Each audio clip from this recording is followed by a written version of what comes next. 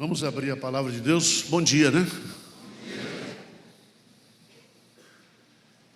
O sermão de hoje, a meditação, sermão é para o príncipe, né? Eu tive um sonho, um pesadelo, essa semana, que eu morria, e quando chegava na porta do céu, o anjo disse para mim: seu lugar não é aqui. Eu falei: mas Hernandes acabou de passar, Paulo Júnior, e eu vou para esse barrado. Eu falei para o anjo assim: qual é a sua patente? Não dá para vir um serafim, um querubim, porque eu sou pastor da igreja de Presbítero de Pinheiro. Você sabe quem que você está falando, ô anjo? Aí eu acordei.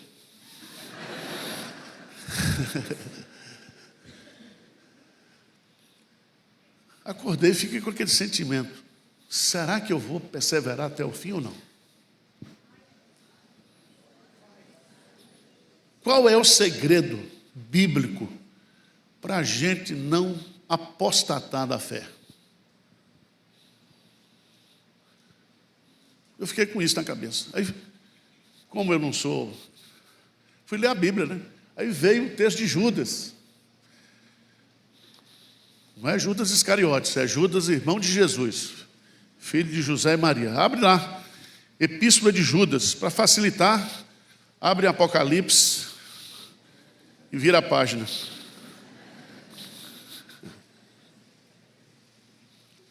Judas.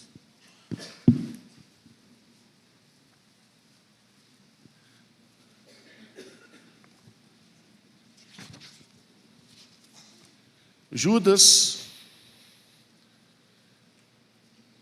são 25 versículos apenas. Eu vou focar a partir do versículo 17 ao 24, ao 25. Diz assim: vós, porém, amados, lembrai-vos das palavras anteriormente proferidas pelos apóstolos de nosso Senhor Jesus Cristo, os quais vos diziam: no último tempo haverá escarnecedores, andando segundo as suas ímpias paixões. São estes os que promovem divisões sensuais, que não têm o Espírito. Vós, porém, amados, edificando-vos na vossa fé santíssima, orando no Espírito Santo, guardai-vos no amor de Deus, esperando a misericórdia de nosso Senhor Jesus Cristo para a vida eterna. E compadecei-vos de alguns que estão na dúvida, salvai-vos, arrebatando-os do fogo. Quanto a outros, sede também compassivos, em temor, detestando até a roupa contaminada pela carne. Versículo 24 e 25, vamos ler juntos? Ora, aquele que é poderoso para vos guardar de tropeços e para vos apresentar com exultação, imaculados diante da sua glória, ao único Deus, nosso Salvador, mediante Jesus Cristo, Senhor nosso, glória, majestade, império e soberania, antes de todas as eras, e agora e por todos os séculos. Amém. Qual é o segredo para a gente não apostatar da fé? Eu quero ir para o céu, e estou indo. Eu não quero entrar lá com 10. Eu sempre fui aluno de passar com a ajuda do professor. Meio ponto. Eu estudei biologia. E biologia, para passar, eu tinha que tirar 5. Mas eu não sabia biologia. Por isso que se eu fizesse medicina, eu ia matar os pacientes todos, porque eu não sei. E tinha uns negócios assim: fulano do sangue A casou com fulano do sangue B. O filho vai nascer com um tipo de sangue. Eu sempre dizia vermelho. Preste atenção, no céu, você não precisa ser o primeiro. Você tem que chegar lá. Amém? Corramos com perseverança, com paciência, a carreira que nos está olhando firmemente para Jesus, o autor e o consumador da nossa fé. Judas, irmão de Jesus, ele começa na sua introdução dizendo 3 coisas sobre eu e sobre você. Ele diz: Judas, servo de Jesus Cristo. Então ele usa a palavra doulos, grego, escravo de Jesus. Ele era irmão de sangue de Jesus. Ele era filho de Maria e José. Mas ele chama o seu irmão Jesus de Senhor. E ele usa 3 coisas para nos identificar aqui, 3 títulos. Ele diz: aos chamados, aos amados e aos guardados. Diz um amém aí. Amém. Então, nós somos o quê? Chamados, amados e guardados. Então nós estamos com o corpo fechado. Nós vamos chegar lá. Nada, nem ninguém poderá nos separar do amor de Deus que está em. Mas nós somos frágeis na caminhada. A gente às vezes pensa em desistir. Passa por uma crise de fé, de desânimo. Passa ou não passa? Eu já quis abandonar o ministério muitas vezes. Aliás, toda segunda-feira. Tem que começar tudo de novo, né? Tem que ler a Bíblia, orar. Amar crente, que não é fácil de amar. Por isso que Jesus diz: Pedro, tu me amas, apacenta as minhas. Ele não diz: tu amas as minhas ovelhas? Porque aí a resposta ia ser uma tragédia. Porque tem ovelha que é fácil de amar, mas tem ovelha que é difícil de amar. É ou não é assim? Nós temos um negócio que chama afinidade. Mas o meu mandamento é este: que vos ameis uns aos outros, assim como eu vos amei. O padrão é alto. Veja que Judas estava escrevendo um tratado de teologia, de soteriologia. Mas aí ele viu entrar na igreja uns crentes falsos. Veja, lê comigo aí, por favor, versículo 4. O que ele diz? Pois certos indivíduos se introduziram com dissimulação, os quais desde muito foram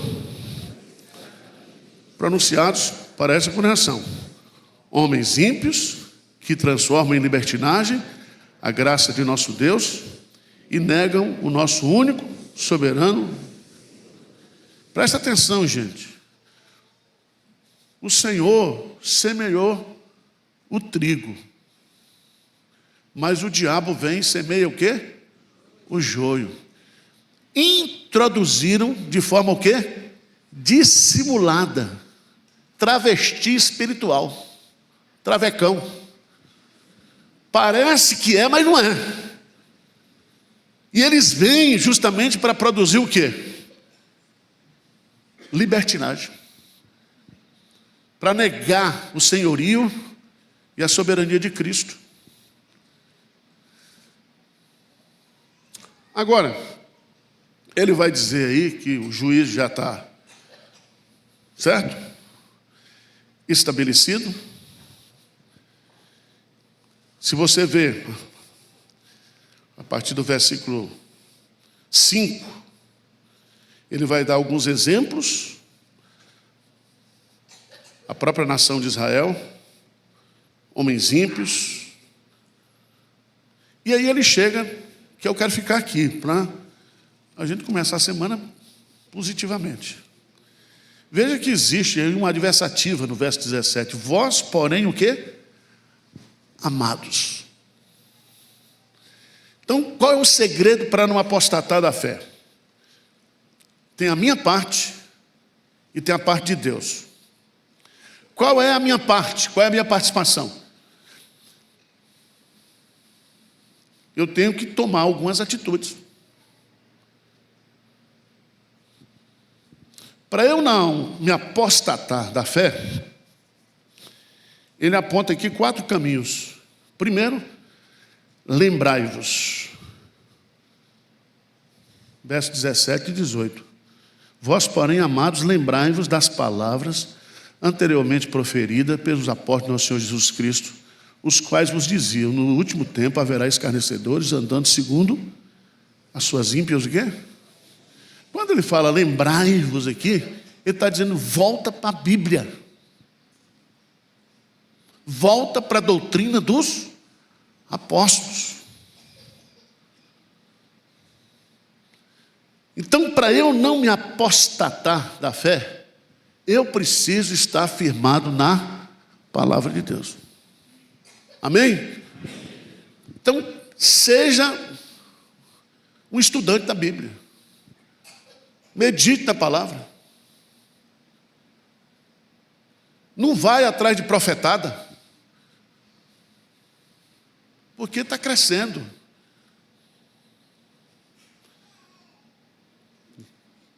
E nos últimos dias, que são os dias que nós estamos vivendo, tem uns profetas falsos do apocalipsismo, né? Meu irmão, para de ouvir vozes. Eu ouço a voz do anjo do sonho até agora. Você está fora, aqui você não entra. Ainda bem que é de anjo.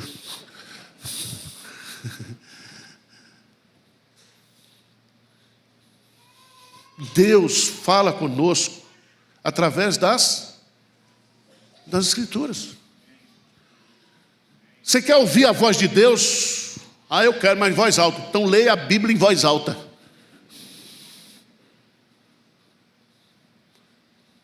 Não tem mais apóstolo. Os apóstolos que tem aí é tudo um 7-1. Os apóstolos, eles escreveram e sancionaram as Escrituras sagradas.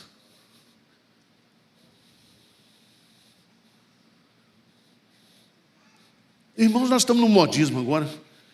Eu me lembro, eu era pastor lá em Recife.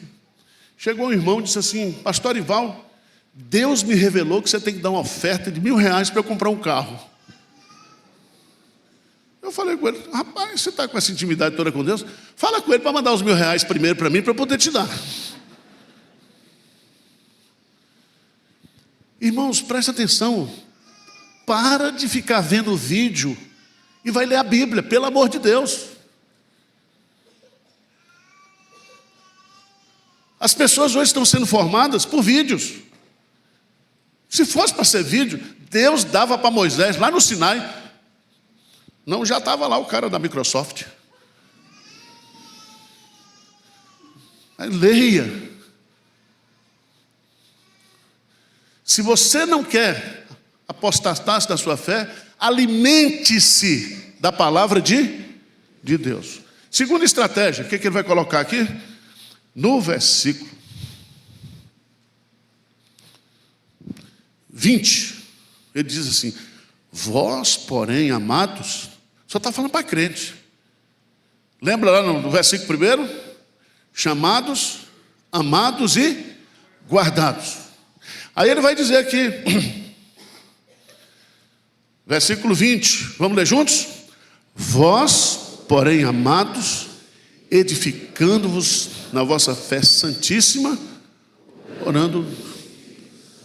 Então, primeira palavra, e aqui ele vai dar 2 estratégias. Edificando-se na vossa. Veja que o verbo aí responsabiliza você e a mim. Eu tenho que me edificar na fé. Vocês estão entendendo ou não? Porque tem gente hoje que quer terceirizar tudo. Nós estamos vivendo no período da terceirização. Se você não ler a Bíblia, cara, se você não vigiar, você vai apostatar.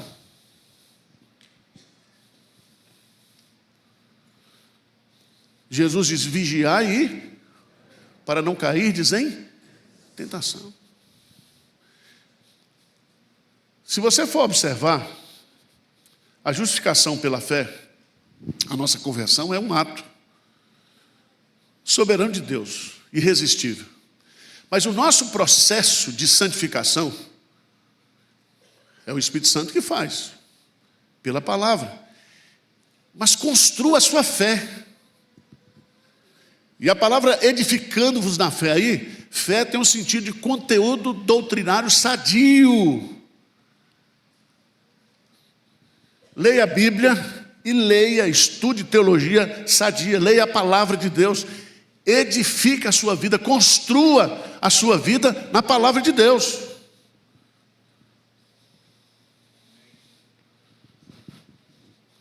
Tem um livro agora aí, Igreja Tove, como é que é a Igreja Tove? Foi um livro falado essa semana, de abuso espiritual. Eu estou fora disso aí, tá?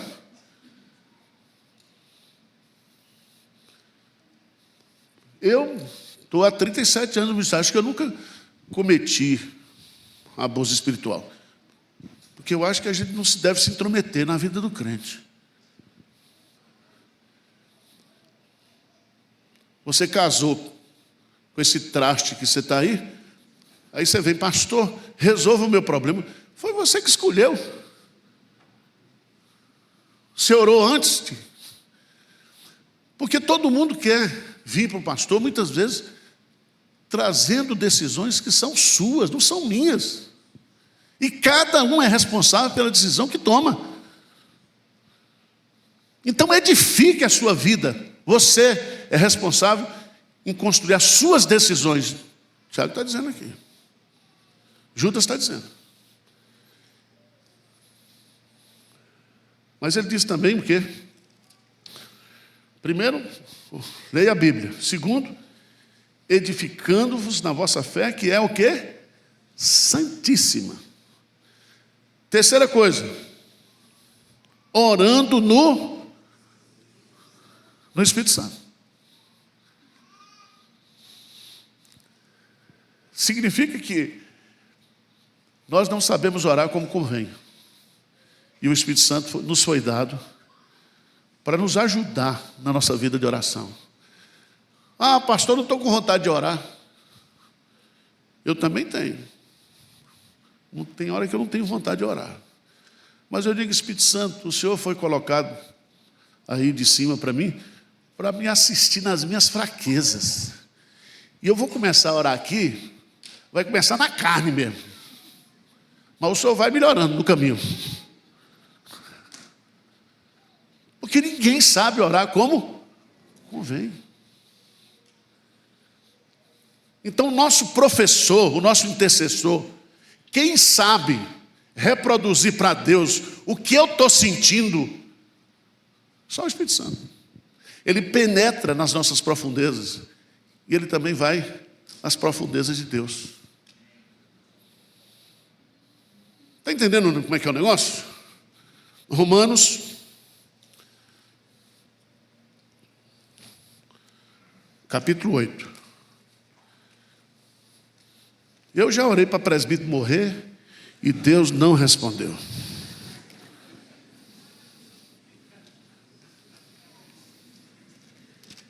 Não vocês três não, tá? Coisa passada. Eu oro: mova, remova ou promova, Senhor. Vocês são todos santos, mas tem algumas pessoas que se pudesse subir, fala a verdade. Romanos 8, versículo 26. Também o Espírito, 26, vamos ler juntos? Também o Espírito, porque não sabemos orar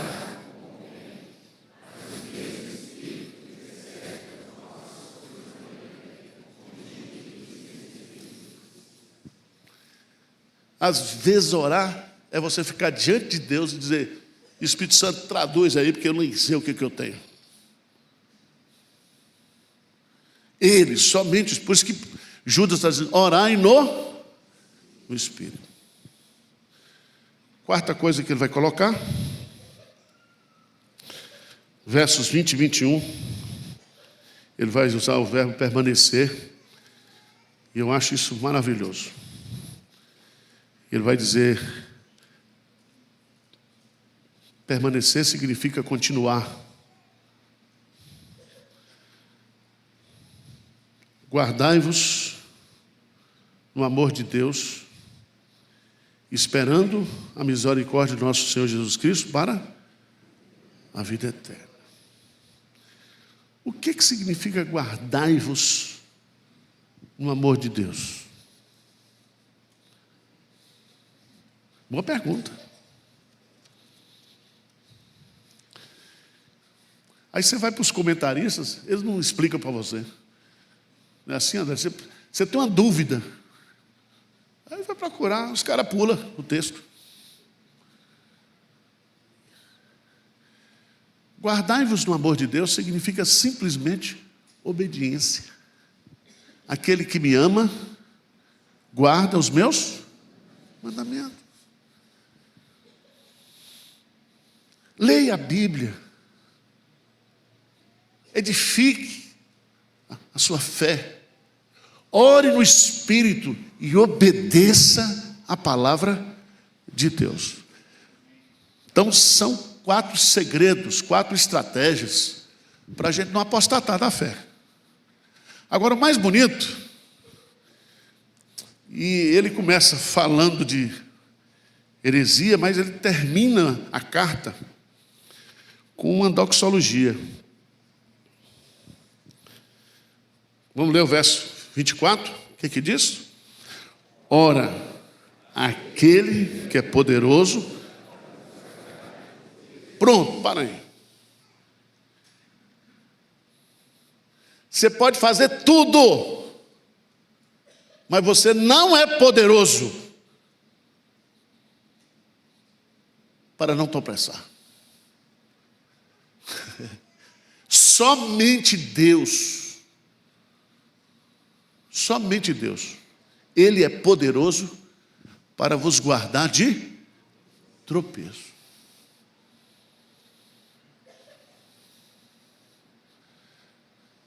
E a palavra tropeço está no plural. Tropeços. Porque tem tropeço doutrinário. Tem tropeço o quê? Moral, sexual, de dinheiro. Então você está sendo tentado, você ora, cega-se ao teu servo, mas temporariamente. Preste atenção, irmão. Ninguém aqui é suficientemente forte para dizer: eu não vou pecar. Esse pecado eu não vou cometer. E se existe grandeza e dimensão de pecado,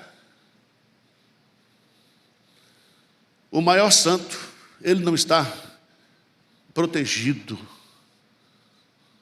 Ele não tem força sozinho para dizer: eu não vou pecar. Eu fiquei essa semana chateado porque o nosso colega Paulo Júnior se afastou do ministério, deu as explicações necessárias. Ele deu lá, é porque ele é cangaceiro, eu chamo ele de cangaceiro, ele era bruto demais. Um dia ele falou: não me chame de cangaceiro, me chame de George Whitefield. Eu falei: não, é demais. Mas todo mundo comenta o pecado do outro. E gente que não tem moral nenhuma. A Bíblia diz: aquele que pensa que está de pé, cuidado para que não caia. Nós temos que clamar por misericórdia. Sabe o que Judas está dizendo aí, gente? Para mim, para você, nós podemos fazer toda a nossa parte espiritual, André. Tudo. As nossas obrigações. Mas somente Deus é poderoso para nos guardar de tropeços. Aí veio a melhor parte do meu sonho, que eu fiquei pensando, será que eu vou chegar no céu? Será que eu não vou cair? Mas veja que coisa linda. Ele é poderoso para vos guardar no presente de tropeços e para vos apresentar com exultação. Eu acho isso uma beleza muito grande. Como é que ele vai nos apresentar? Tem duas fases. Primeira fase, se você morrer hoje, você fecha os olhos aqui e abre os olhos na presença de Jesus. Ele está levando você. O dia mais importante da vida do crente não é o dia do seu nascimento, da sua conversão, é o dia da sua morte. Porque quando ele morre, ele vai ser recebido por Jesus. Hoje mesmo estarás o quê? Comigo. Não é com anjo, não. No paraíso. Mas vai haver outra apresentação, que é a apresentação coletiva. E vai ser festa. As bodas do Cordeiro. Jesus apresentando para Deus e proferindo o meu nome, o seu nome, dizendo aqui, está aqui a igreja perfeita, imaculada. Dê um aleluia aí, pelo amor de Deus. Eu me esforço, está vendo, meu irmão? É isso. O povo diz, pastor, a igreja está com muito pecado. Tá? Você só vê isso na igreja? Efésios, capítulo 5.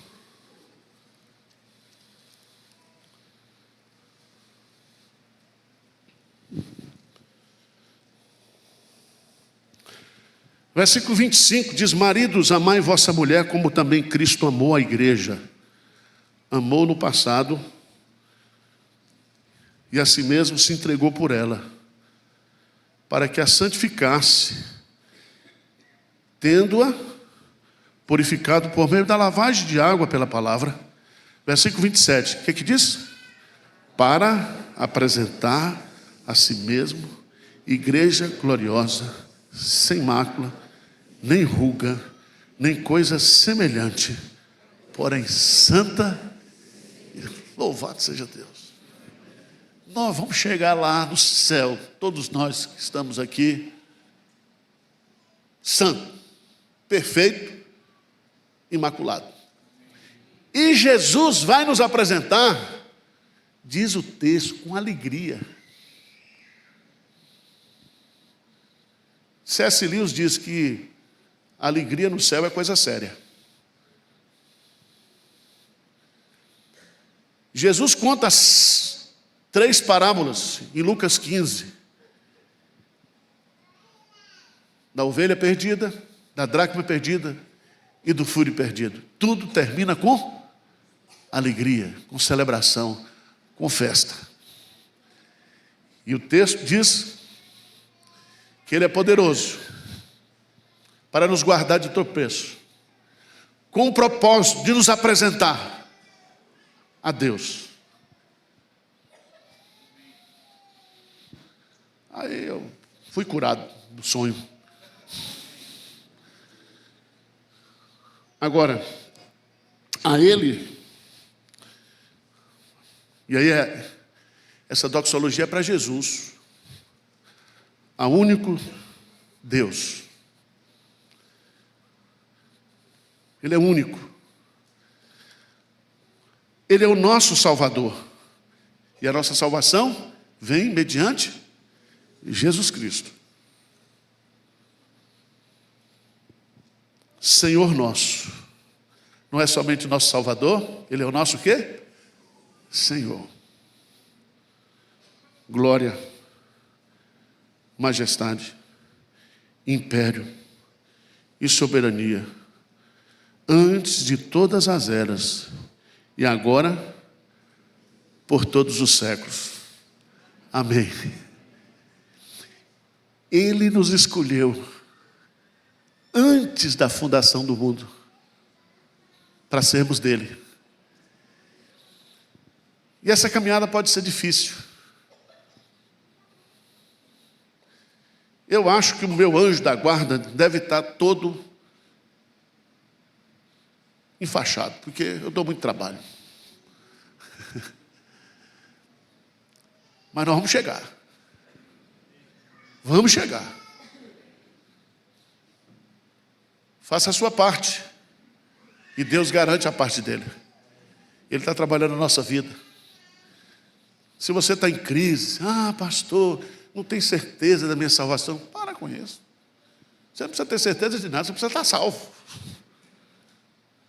A segurança da nossa salvação não está nas nossas convicções, nas nossas certezas.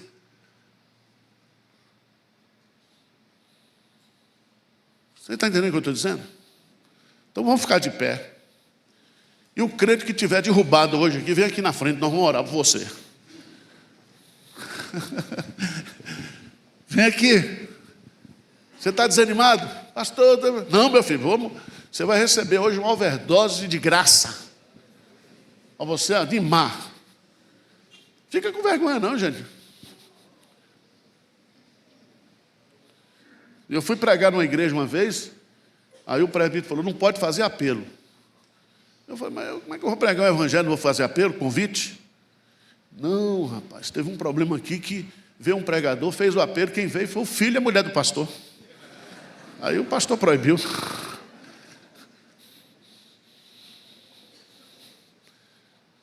Nós estamos juntos. Hoje é você, amanhã sou eu. Não tem ninguém forte. Não tem. Mas Deus vai tirar você dessa. Vai animar você. Tá certo? Nada, nem ninguém poderá nos separar do amor de Deus que está em Cristo. Nem tribulação, nem tristeza, nem angústia, nada.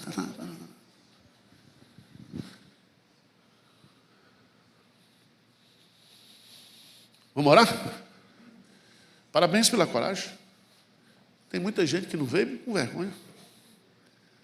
Mas eu estou aí debaixo com vocês. Porque a luta do ministério é grande.